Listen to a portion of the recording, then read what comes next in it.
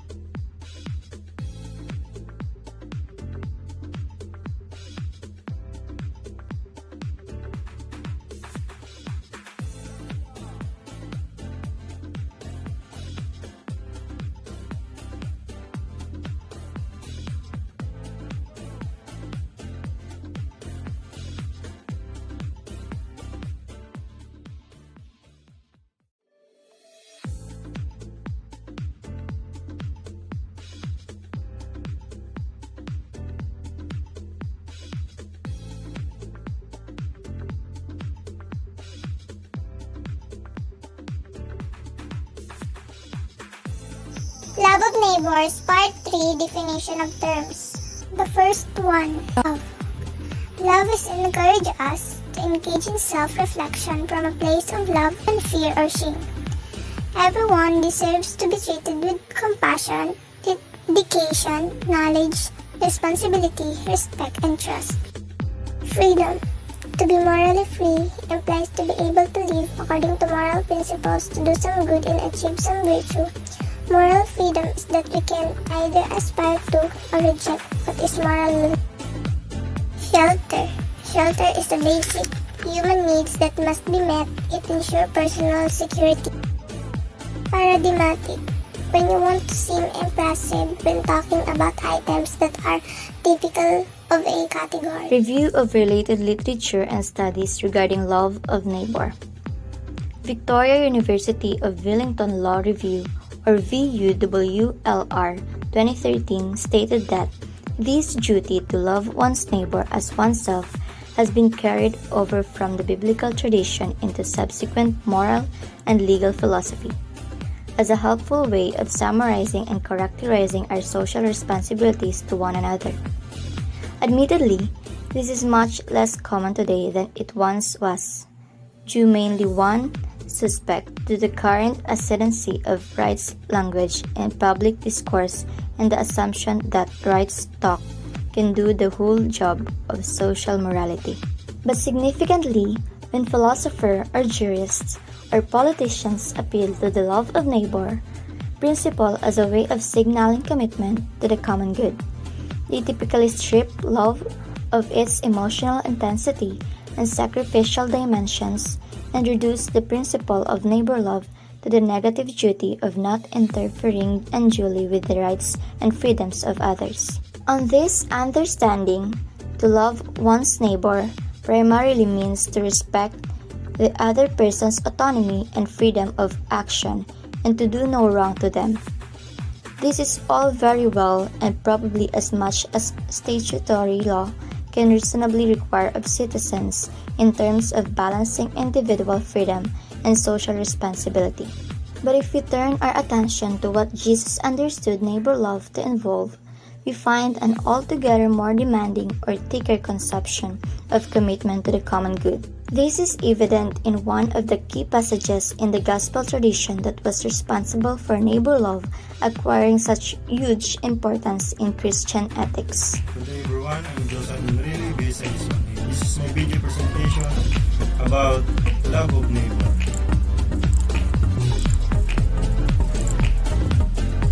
What exactly is the love of neighbor? Love of neighbor is the showing of care, respect, and appreciation to them. Because showing and feeling that they are important means that you love them. Another meaning of neighborliness is that if you love your neighbor, you will not let them hurt. Why should we love them? Because it is the two most important commandments of God. That is, love your neighbor as yourself. This is no other commandments better than this. God has taught us to love our neighbors as ourselves. Our love of neighbors comes from our love of God. This is the root that it is the source of all love. It is the love of God, because love of God and neighbors is shown through self-sacrifice. Just as we give ourselves to our God, we also give ourselves to our neighbor. Fellowship is very important because we can live in the world by ourselves. Not everything we can do alone. We always need help from people around us. For me, completely is appreciate human fellowship is not only for the help they can give me in my time of need, but I also appreciate them. Because of them, it's better to know myself.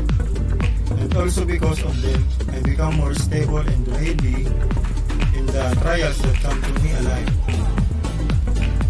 It is great to be with people because during the happy times, you have someone to laugh with. And if you have problems, there are people who are willing to sympathize with you to give advice, teach you what you should do, solve your problems, but not all the times, and pure pleasures caused by you.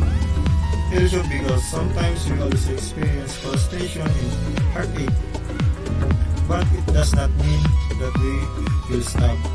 Fellowship with human beings is what we experience, so we can get them to know each other better ourselves, and so that we too can learn from wrong habits to fellow human beings. Importance of love of neighbor. Let us respect our fellow human beings because we are both created by God, and we must love them and give them what they need, because in the end we also ask for help. Loving our neighbors. Why it is important to love our neighbors and their examples. Only after you embrace and focus on the above, such as accepting God's love and loving yourself, can help your neighbors. It is important to recognize that respecting to your neighbors is a difficult challenge. Instead, it requires the selflessness of your whole being. You are required to show compassion, empathy, forgiveness, and service to and to others, as we all meet their needs.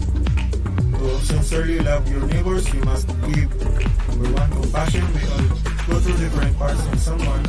Sometimes we have different perspective and experience of similar events. Virtue. This is one of the foundations of love. Sharing as on. Number three, sharing. As soon as we receive something, it can remove our blessings and that are ours to frugal and indulge. Number four, forgiveness. God can forgive. Why can't we? Number five, service. Let them know we're there for them if they need anything. If so, you're really there. How can we love for our neighbor? We may have different ways of expressing love to our neighbors, but all we want is to make them feel how important they are. There are many ways, one of which is to respect their human rights and correcting them when they do something wrong, because when you know that they are doing wrong, then you let them. This can be called sin. It's our wedding because we already know it's wrong and I won't be good for them. Just let them go. Let's not let them go with wrong way, because true love shows righting wrong even when they will be hurt. And the last, we must always remember that we always help without waiting for a replacement. And if we are angry with our neighbors, loving them is what we should, even if it's very impossible, because it can be possible with the help of our God. Nothing is impossible without that. Everything is possible.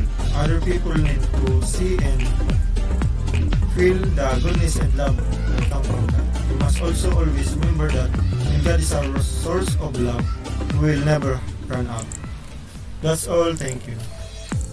Recommendation. A good neighbor should have high moral principles and respect to other people that live in his or her community. Such a neighbor would be reliable, respect one's privacy, and never gossip. Civilized persons live and communicate, so they have neighbors who they have to communicate with and accept. To have a better relationship with your neighbors, be friendly but not necessarily friends. Be respectful, be neighborly, keep your yard neat even though there was an understanding situation. Always do apologize and be humbled. The 5 ways to love your neighbor. Be generous, be ethical, be fair, be kind, and be peaceful. Keep these tips in mind to make sure you're presenting the person who asked you to recommend them in a positive light. Consider the respect, clarify the purpose, sincere and truthful.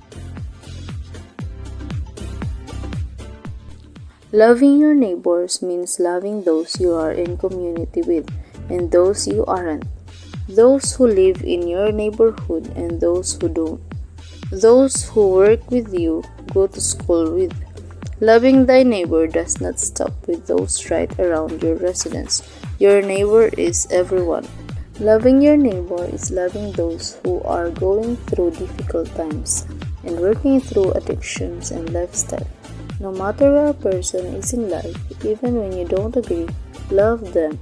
Remember, love is not proud, and it does not dishonor others. Love never fails. Second commandment of the Lord, love your neighbor. It is important to understand that loving your neighbors is not just a simple task. Instead, it requires your entire self to be selfless. It requires you to show compassion, kindness, forgiveness, and provide service and meet needs to and for your neighbors. To honestly love your neighbors, you must give compassion. Compassion is an action, not simply a sympathetic feeling. When you are compassionate, you are there for your neighbors.